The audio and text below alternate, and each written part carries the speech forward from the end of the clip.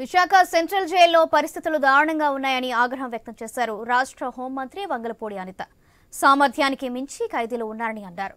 Visakhapatnam central జైలును Vangalapudi Anitha సందర్శించారు. Central జైల్లోని 800 మందికి అవకాశం ఉందని, ప్రస్తుతం 2000 మంది ఖైదీలు ఉన్నారని తెలిపారు.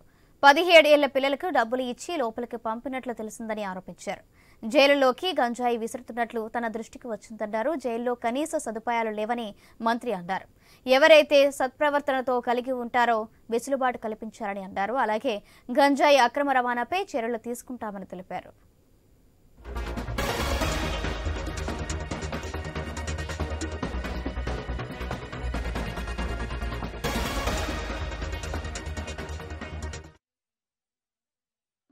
సంవత్సరాల కాలంలో వ్యవస్థలన్నీ భ్రష్టు పట్టిపోయినాయని మాకులాంటి వాళ్ళు మాట్లాడితే అది రాజకీయంగా భావిస్తారు.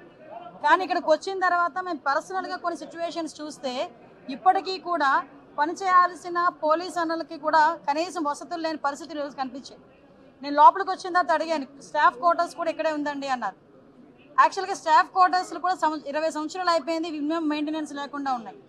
అతి ముఖ్యమైన విషయం ఏంటంటే దీని కెపాసిటీ ఇంచుమించుగా 800 కెపాసిటీ. లోపల ప్రెజెన్స్లో ఉన్న ఖైదీలు ఎవరైతే ఉన్నారో వాళ్ళు 800 మంది వరకు ఉండొచ్చు. కానీ పెరిగిన నేరాల దృష్ట్యా అనుకోవాలో లేకపోతే వాట్ ఎవర్ ఇట్ మేబీ ఏం జరిగినా 2000 మందికి పైగా ఈరోజు జైల్లోని అక్కడ ఉండడం పరిస్థితి. లోపలికి వెళ్ళి చూస్తే హృదయ విధాకరమైన సంఘటనలు అంటారు కదా. చిన్న చిన్న పిల్లలు 17 సంవత్సరాలు, 18 సంవత్సరాలు, 20 సంవత్సరాలు పిల్లలు గాంజాయి కేసుల్లో వాళ్ళందరూ కూడా ఈరోజు ట్రయల్స్ నడిచి రిమాండ్ ఖైదీలుగా ఉన్నారు. ఒక్కొక్కరు 7 నెలలు, 11 నెలలు. వాళ్ళతో నేను మాట్లాడితే ఏం చేసావయ్యా, ఎందుకు తీసుకొచ్చారని అడిగితే 10,000 రూపాయలకి నాకు ఇస్తానన్నారమ్మా, నాకు ఈ ప్యాకెట్ తీసుకెళ్ళిమ్మన్నారు, సో నేను ఇచ్చాను, నేను అరెస్ట్ అయ్యాను. గత